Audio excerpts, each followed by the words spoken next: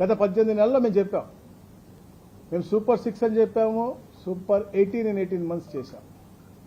మేము రాగానే పెన్షన్ చెప్పిన దానికంటే కూడా వెంటనే ఎక్కువ ఇచ్చాము. 3,000 ఉండాల్సింది 4,000 చేయడం కానీ, 6,000 చేయడం కానీ, 10,000 చేయడం కానీ, 15,000 చేయడం.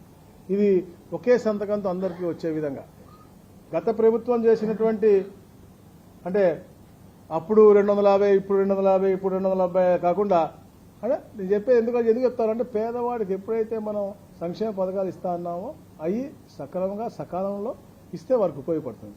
స్త్రీ శక్తి అని పెట్టి చెప్పాం, ఎన్నో కార్యక్రమాలు చేశాం. దీపం 2 అవ్వచ్చు, అలాగే మౌజం ఇమాములకు గతంలో ఇచ్చే వాళ్ళని కూడా పాస్టర్లకు, అయ్యవార్లకు అందరికి కూడా ఇవ్వడం జరుగుతూ ఉంది. అలాగే ముఖ్యంగా ఇది మత్స్యకార భరోసా అవ్వచ్చు, చేనేతలకు అవ్వచ్చు, అలాగే జూనియర్ లాయర్లకు అవ్వచ్చు, ఇవన్నీ కూడా ఎన్నో కార్యక్రమాలు చేశాం. మరి ముఖ్యంగా ఏదైతే తల్లికి వందనం ఉందో, ఎంతమంది పిల్లలు ఉంటే అంతమందికి ఇచ్చే విధంగా, ఒక కుటుంబంలో 5 ఉన్నా కూడా వారికి కూడా 65,000 రూపాయలు వచ్చే విధంగా ఈ కార్యక్రమం, అంటే చరిత్రలో ఎప్పుడు ఊహించలేదు. అందరూ కూడా ఎంతమంది పిల్లలు ఉంటే అంతమందికి ఇస్తారన్నారు, కానీ తప్పకుండా ఇవ్వాలి అని చెప్పే లక్ష్యంతో ఆ కార్యక్రమం చేశాం. మెగా డిఎస్సి అదొక చరిత్ర.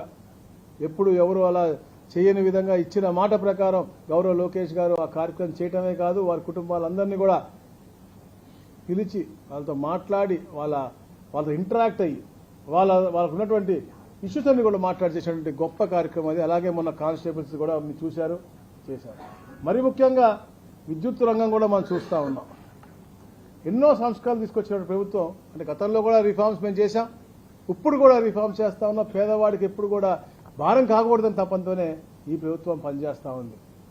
గత పాలకులు చేసిన పాపాలకి ఈ ట్రూ అప్ ఛార్జెస్ అన్ని కూడా పేదవాడికి నడ్డి విరిగేలాగా ఉండింది.